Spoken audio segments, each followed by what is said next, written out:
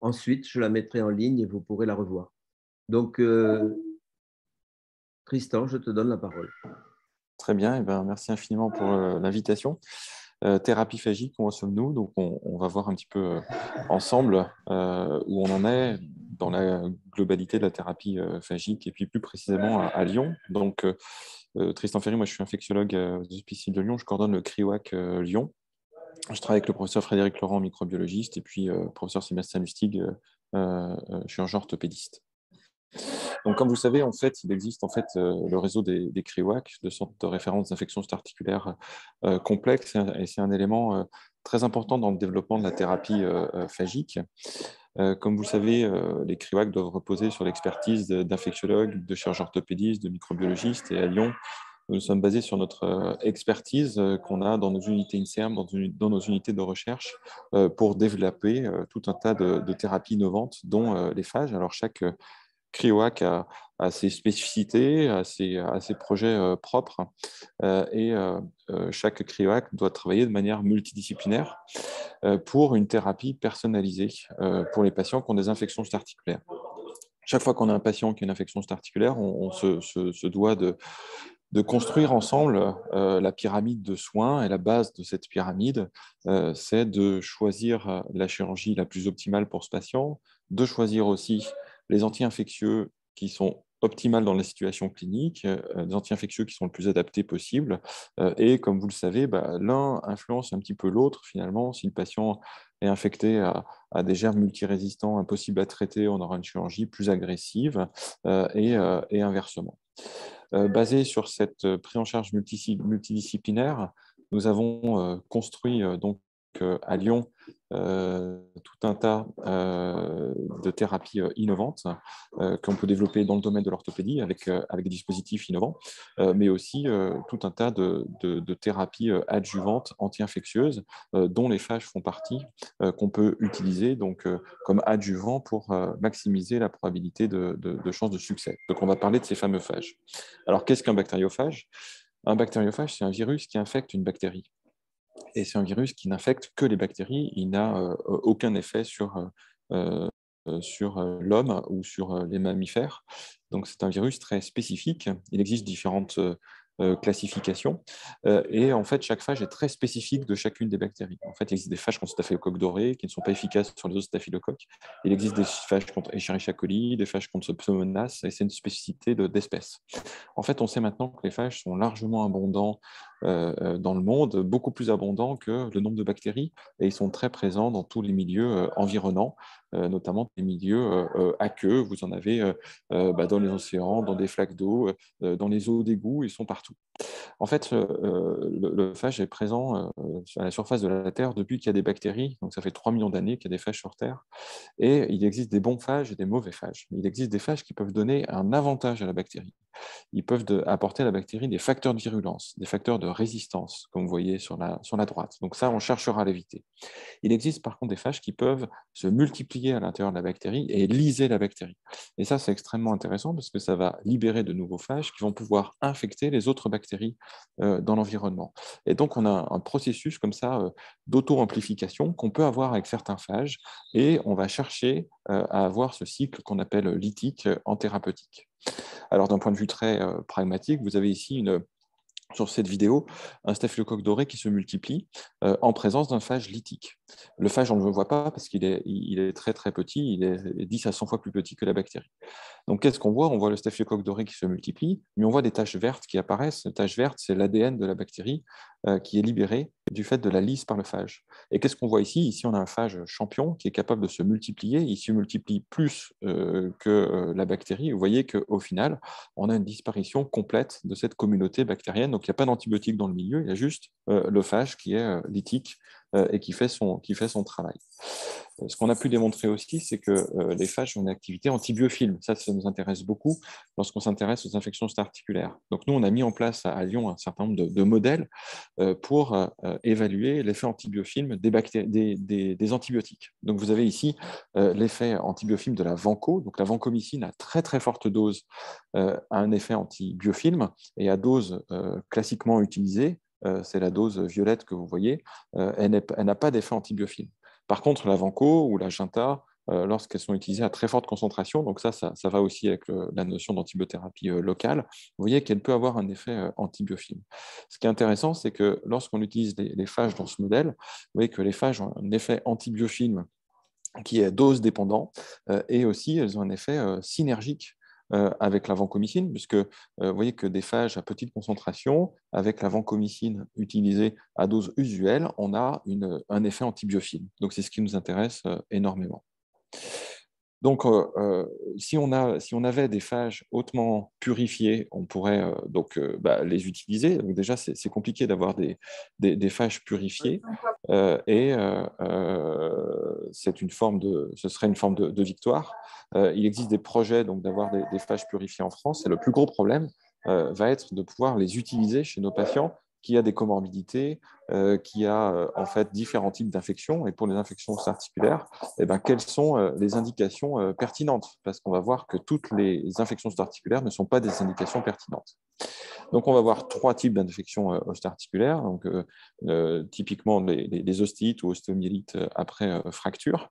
Donc, on a ce patient de 54 ans qui a eu un traumatisme, une fracture ouverte.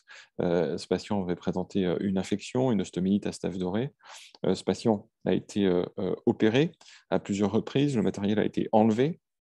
Le patient a eu des antibiotiques, finalement il a consolidé, il présentait un échec, et le patient est allé en Géorgie pour recevoir des phages à Tbilissi, parce qu'il était déçu du système français. Le patient a reçu, donc il y a 10 ans, des phages en application locale dans ce centre, et le patient vient à ma consultation dans une situation d'échec avec, comme vous le voyez, un os continu, une ostite chronique, un os très sclérotique, et puis surtout une perte de substance cutanée, une exposition osseuse, et un patient qui nécessite un curetage osseux, qui nécessite surtout un lambeau de couverture, un lambeau libre. Et les bactériophages ont leurs limites, hein. Ils ne sont pas capables de régénérer l'os, ils ne sont pas capables de reconstruire de la peau ni des tissus mous. Donc, ce n'est pas une bonne indication potentiellement de phagothérapie. Et Rega, qui était donc en 1961 à Paris, qui utilisait des phages historiques, rappelle qu'en fait, que dans l'ostéite ou l'ostéomyélite chronique, le phage ne pourra rien faire contre l'os que la mort a privé de circulation. Cet os va se séquestrer. Cette lésion ne relève maintenant plus que de la chirurgie. Donc, il faut se souvenir des leçons du passé. Et l'ostéomyélite, l'ostéite chronique, n'est pour moi pas une bonne indication de phagothérapie. Ensuite, on a d'autres cas, comme par exemple ce type de patient qui présente une infection de prothèse. C'est un patient de 80 ans qui a une infection de prothèse de genou infectée avec une prothèse de révision. Vous voyez que ce patient a aussi un passé orthopédique complexe avec un clou homolatéral, et ce patient est en rechute itérative de cette infection de prothèse avec une fistule. C'est un patient qui a une symptomatologie d'arthrite septique. Pour lui, c'est impossible de marcher, avec déjà une prise en charge par le passé, d'une prise en charge conservatrice avec un lavage, une antibiothérapie suppressive et un échec. Pour ce patient, on a réfléchi à utiliser les phages. Donc, pour utiliser les phages, on a eu en fait en France un essai thérapeutique avec des phages contre Pseudomonas aeruginosa qui ont été utilisés chez le patient brûlé. Ça a été la porte ouverte à utiliser des phages en compassionnel, possiblement pour ce type de patient. Et nous avons développé avec cette société, nous avons aidé cette société à trouver des phages contre Staphylococcus aureus, donc le staphylocoque doré, en sélectionnant un cocktail de phages actifs sur ces bactéries. Et nous avons pu traiter ce patient avec des phages actifs. Donc, nous avons d'abord démontré que les phages que nous avons à disposition étaient actifs sur la souche responsable de l'infection. On a réalisé simplement un DER, arthrotomie, lavage, comme ce qui avait déjà été fait, avec une situation locale qui n'était pas très favorable. Et en fin d'intervention, dans la cavité articulaire, on a pu administrer au patient un cocktail de phages actifs sur la souche responsable de l'infection, avec l'espoir donc d'avoir un effet anti-biofilm de ces fameux phages, d'avoir une part de réplication de ces phages dans les bactéries responsables de cette infection. Et on a mis en place une antibiothérapie suppressive simplement par de la céphalexine, qui est un antibiotique commun, hein, et on a pu avoir une réponse positive de ce DER plus antibiothérapie suppressive, grâce probablement aux phages qui ont pu avoir une activité antibiofilm chez ce patient. Je rappelle que ce patient était en échec. Et donc, on a une évolution qui est toujours favorable actuellement pour ce patient. Depuis, on a publié une série de cas de patients qui avaient des infections chroniques à staphylocoque doré sur des grandes prothèses charnières non décellées ou des patients qui étaient en échec d'une infection aiguë à staph doré pour lequel il n'y avait pas de surinfection. Et ces patients-là, on a pu les traiter de la même manière avec un DER, donc simplement un lavage et une administration de phages en opératoire pour augmenter la probabilité de succès de l'antibiothérapie suppressive. Là, c'était une patiente qui avait une infection post-op à staphylocoque doré. La patiente a eu des lavages itératifs. Vous voyez qu'on était toujours en échec, il n'y avait pas de surinfection. Cet échec était lié à ce staphylocoque doré. Donc, cette patiente, on a pu lui faire un nouveau, un lambeau. Il n'y avait pas de surinfection et on attribuait cet échec au staphylocoque doré avec une efficacité de l'antibiothérapie suppressive.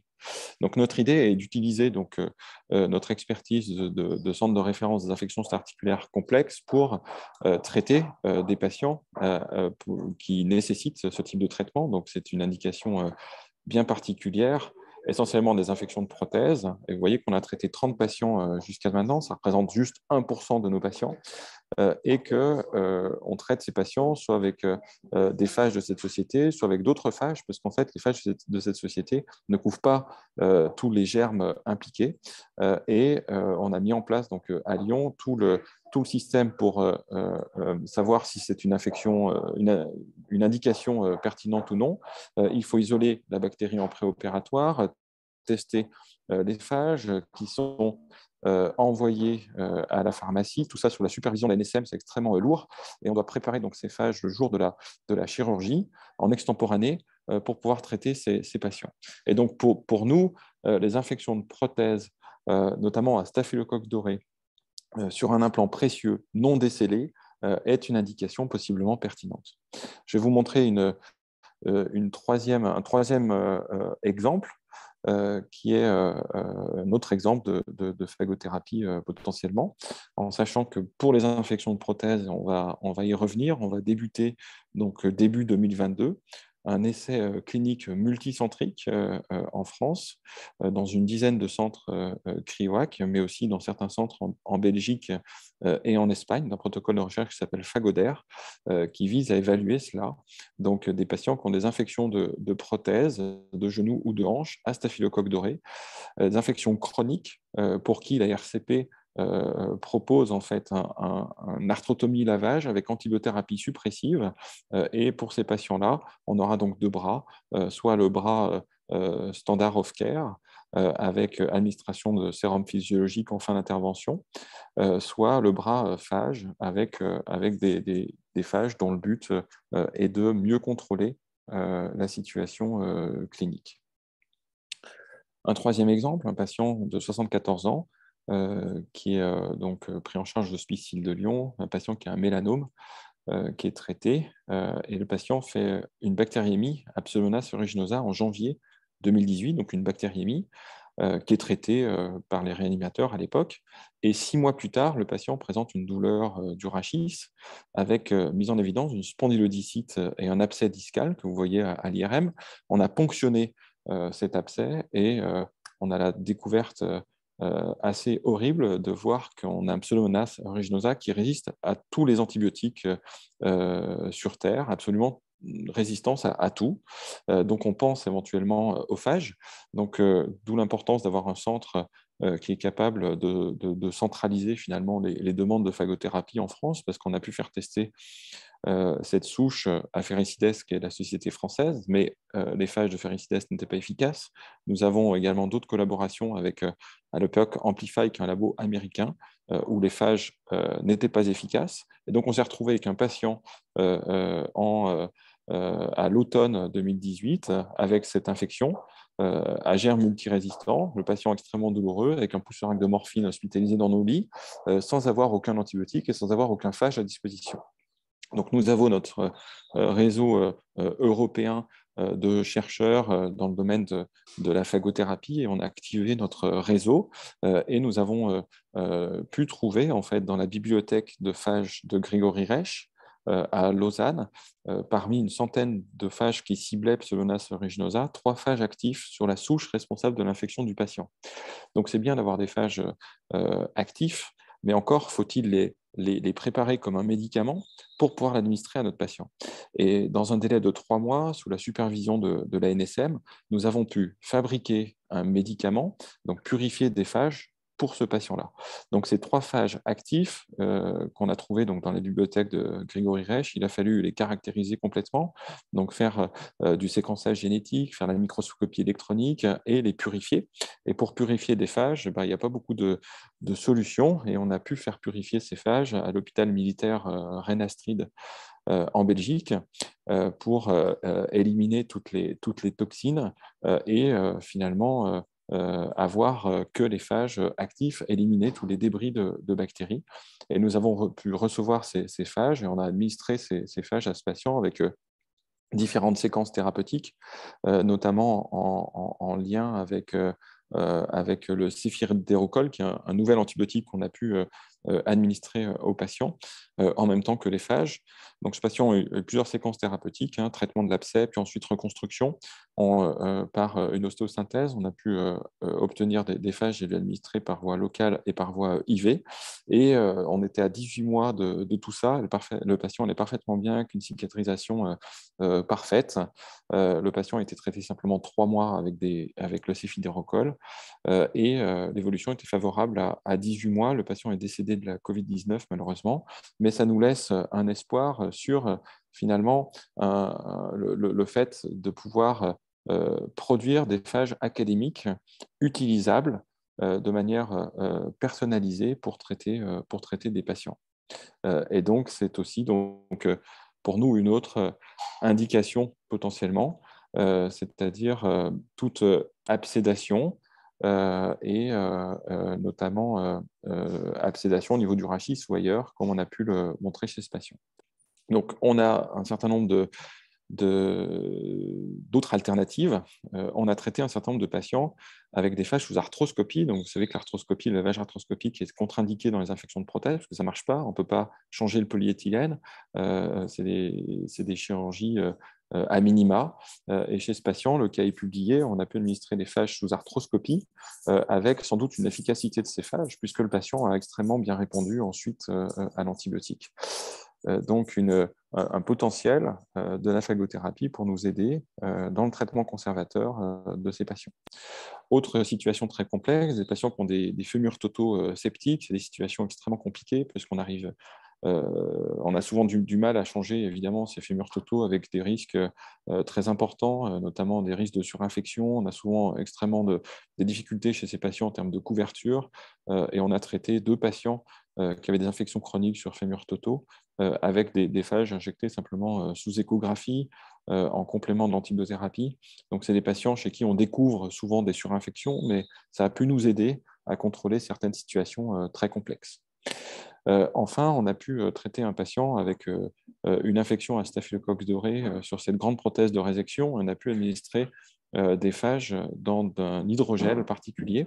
Nous avons pu démontrer la stabilité de ces phages dans ce gel, mais pour des grands implants comme ça peut être intéressant d'avoir des formulations sous forme de gel pour pouvoir traiter ces patients. Enfin, on a d'expérience sur la phagothérapie par voie IV dans d'autres indications, comme l'endocardite infectieuse, et on a déjà utilisé des phages IV en complément de phages administrables localement pour des patients qui avaient des infections de prothèses un petit peu historiques, notamment un patient qui est venu d'assez loin, qui était infecté à Pseudomonas aeruginosa. Donc, voici notre série de cas publiés. Vous pourrez avoir accès à cet article. On a publié d'autres cas, évidemment. Tout ça est disponible sur notre site web CRIWAC Lyon. Et en 2022, où est-ce qu'on peut avoir des phages? Donc, c'est très compliqué de mettre en place tout le processus dans tous les centres. Donc, nous, on a fait cet effort à Lyon, mais ça nous a pris des années. On a un seul fournisseur de phages entre guillemets officiel, c'est Ferricides Pharma, mais ils ont des phages uniquement contre 2 espèces bactériennes, donc c'est très limité. Et nous avons à Lyon obtenu un financement ANR pour avoir des phages purifiés, académiques, utilisables, notamment contre des staphylocoques dorés multirésistants, des staph epi multirésistants ou Escherichia coli multirésistants. Et on espère pouvoir proposer à notre communauté des phages académiques utilisables chez nos patients à une échelle de 5 ans. Par ailleurs, moi, je suis membre fondateur d'un groupe européen qui vise à promouvoir l'utilisation des thérapies non traditionnelles, comme la phagothérapie. Et le projet, à l'échelle européenne, est d'avoir des centres de phagothérapie dans chacun des pays européens. Alors, on a déjà beaucoup réfléchi sur le type de modèle, et que chacun de ces centres puisse interagir entre eux pour faire des essais thérapeutiques et puis pour promouvoir la phagothérapie dans les indications pertinentes. Donc, en termes de conclusion, on pense qu'il y a une réelle place pour la phagothérapie pour augmenter la probabilité de succès dans des infections bactériennes complexes. Et les infections de prothèses, pour moi, notamment chez un patient qui n'a pas de problème mécanique ou qui a une prothèse précieuse non décellée, c'est typiquement une indication pertinente. Ça nécessite l'expertise de centres de référence. Il ne faut pas oublier toutes les leçons du XXe siècle, et j'en ai certaines en tête. Il faut développer et utiliser des phages purifiés. Donc, on ne peut pas utiliser en France les phages géorgiens qui ne sont pas assez purifiés. Ce sont des phages, si vous les injectez dans une articulation, ça peut induire de la fièvre à vos patients. Vous ne savez pas trop ce qu'il y a dedans. Il peut y avoir des phages tempérés qui peuvent donner des avantages à la bactérie. Notre expérience, c'est 30 patients traités depuis 2017. C'est peu et c'est beaucoup en même temps. Et on veut tout développer à Lyon sur cette thématique, notamment toutes les collaborations entre académiques au niveau européen, mais entre académiques et entre industriels également. Et on voudrait militer pour la création d'un centre de phagothérapie, ou en tout cas d'une plateforme qui puisse distinguer les indications pertinentes, non pertinentes, une plateforme qui puisse trouver des phages pour traiter vos patients. Et bien sûr, nous, on est en route pour faire des essais cliniques. Et un essai clinique important sera cet essai clinique Phagoder dont je vous ai déjà parlé. Donc, je remercie tous mes collègues à Lyon et tout l'investissement de nos collègues en chirurgie orthopédique. Ils sont tous à fond sur les phages, donc je les remercie. Et tout notre groupe Phage in Lyon, dont le but est de développer la phagothérapie à Lyon. On est sur un chemin absolument passionnant, mais qui est long et difficile. Et puis, je remercie tous mes collègues qui sont à l'hôpital de la Croix-Rousse, dans le service d'orthopédie. Et puis, en infectieux, on a un tout nouveau bâtiment dédié aux maladies infectieuses. Et une partie du but, un des buts de ce bâtiment est aussi de pouvoir traiter nos patients infectés avec des thérapies innovantes, et les phages en font partie. Donc, je vous remercie pour votre attention et n'hésitez pas à regarder sur notre site web cryoac-lyon.fr, puisqu'on met en ligne toutes nos communications orales, mais aussi tout ce qu'on fait sur la phagothérapie. Voilà, je vous remercie pour votre attention et je suis à votre disposition si vous avez des questions. Et merci, c'était vraiment très intéressant. Alors, je sais que tu as bientôt une réunion, donc on va attaquer tout de suite le débat. J'ai vu qu'à la fin, tu as mis une photo de Félix Derel, dont il faut parler quand même, parce que c'est un Français qui a développé cette phagothérapie il y a une centaine d'années, qui a passé sa vie à vouloir prouver que ça marche. Il a été très contrecarré. Absolument. Donc, Félix Derel, il est à l'Institut Pasteur de Paris.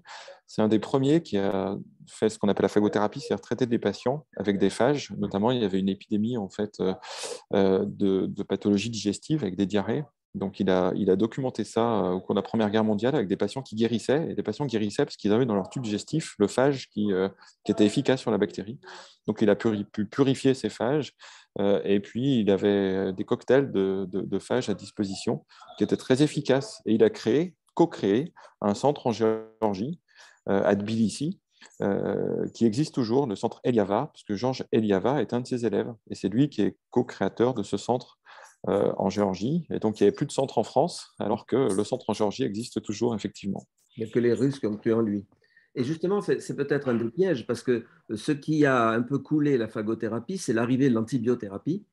L'antibiothérapie, il y avait de l'industrie derrière qui ont vendu ces antibiotiques. Or, j'ai peur que dans le système qui est créé, là, je ne vois pas le commerce. Et je ne sais pas si c'est favorable. Alors, Voilà mon idée. C'est-à-dire, Tant que ça ne sera pas vendu, ça ne sera peut-être pas développé. Et ben, du coup, nous, on a une réponse à ça, exactement. C'est-à-dire qu'un phage, en fait, c'est un produit naturel qui peut pas, on ne peut pas avoir de brevet sur un phage. Donc, la société française qui cherche à développer la phagothérapie, ils ont leur propriété intellectuelle sur la purification. Mais c'est là où il y a toute une place pour un centre académique. Et nous, à Lyon, on met tout en place pour pouvoir produire des phages dont le but est c'est le bien commun, les phages, hein, dans le but de pouvoir les purifier et d'avoir un modèle qui soit économiquement viable sans faire du business, quoi. Et on pense que c'est possible. Il faut avoir une énorme phagothèque. Et les phagogrammes, ça existe, c'est-à-dire que si on t'envoie un germe, tu peux vérifier si tel phage marche sur ce germe. Donc, on peut faire exactement comme un antibiogramme, faire un phagogramme. C'est-à-dire que l'idée d'avoir un centre qui puisse tout concentrer, alors déjà, on n'a pas des phages efficaces contre toutes les bactéries. Pour l'instant, on a des phages efficaces que contre Staph doré et Pseudomonas aeruginosa. Donc, c'est très, très limité. Donc déjà, si vous me sollicitez, je peux déjà vous dire qu'en fonction de la bactérie, et moi j'ai beaucoup de demandes tous les jours, on peut ne pas avoir de phage efficace. Ensuite, il faut que l'indication soit possiblement pertinente. Et ensuite, à terme, nous, ce qu'on aimerait avoir, c'est avoir tout un nombre de phages à disposition pour pouvoir faire justement ces phagogrammes, comme on fait les antibiogrammes, et puis pouvoir orienter finalement et aider les collègues. Donc pour l'instant, on est obligé de recruter les patients. Donc on a des patients qui viennent de loin, des patients qui sont venus du nord de la France, qui viennent de Poitiers, du sud de la France, pour recevoir les phages à Lyon, parce qu'on a mis en place tout le système pour qu'ils puissent être traités. Mais à terme, quand les essais thérapeutiques auront lieu, l'idée, c'est après de pouvoir exporter un petit peu cette expertise et de pouvoir non seulement vous orienter avec un phage pour traiter un patient, mais avec tout le protocole thérapeutique qui va avec. Et tant qu'on n'aura pas fait les essais cliniques et tant qu'on n'aura pas, parce que c'est quelle dose de phage, quelle administration, est-ce qu'il faut répéter les administrations, donc tout ça, on a besoin Et de plus justement, de... quelle administration? Orale, intraveineux, local? J'ai vu, c'est surtout local pour l'instant. Donc, on doit opérer. Alors, les Géorgiens utilisent beaucoup les phages en topique à travers les fistules et ils imaginent qu'en fait, le phage peut se multiplier et remonter jusqu'à l'os comme ça. Ils donnent aussi par voie orale. En fait, par voie orale, ils sont très peu absorbés. Donc, nous, on ne les donne pas par voie orale.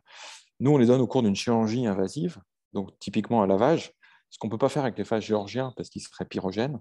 Donc nous, tout ce qu'on a mis en place à Lyon, c'est des phages en local au cours d'une arthrotomie et éventuellement des injections complémentaires sous échographie. Donc c'est ce qu'on fait sur les fémurs totaux, par exemple, ou par voie IV chez certains patients qui ont des infections un peu historiques et qui viennent de loin pour venir chez nous. Mais ça, c'est... Je rassure tout le monde, j'ai plus beaucoup de questions. C'est très sélectif, donc ça veut dire que ça ne touche pas le microbiote. Alors, le microbiote, c'est très à la mode actuellement. Je vois qu'en greffe, c'est donc Oui, c'est le ça. tétire avec des C'est très antibiotiques. sélectif. Ça touche, Oui, ça marche. oui, ça touche pas le microbiote et c'est très bien. Et ça touche pas le microbiote et c'est très bien parce que c'est très très sélectif. Donc, alors l'autre chose, c'est que nous on l'utilise en même temps que les antibiotiques, qui eux ont un impact sur le microbiote. Oui. Donc, parce qu'il y a une synergie entre phages et antibiotiques. Donc, on n'a pas d'espoir pour l'instant d'utiliser que les phages et pas les antibiotiques. Pourquoi? Parce que c'est pas assez efficace. Parce que Pourquoi? la première image que tu as montrée, ça a l'air très efficace.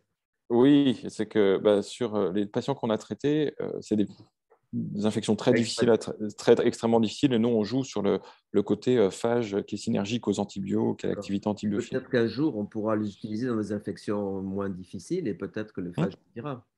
les Euh, phages pourraient avoir certaines indications, éventuellement à la place des antibiotiques, peut-être à l'avenir, dans certaines pathologies. Pour l'instant, nous, on veut les utiliser que on dans les pourrait formes l'imaginer sévères. à l'inverse, le phage pour tout le monde et les antibiotiques dans les cas que l'on ne peut pas traiter extrêmes.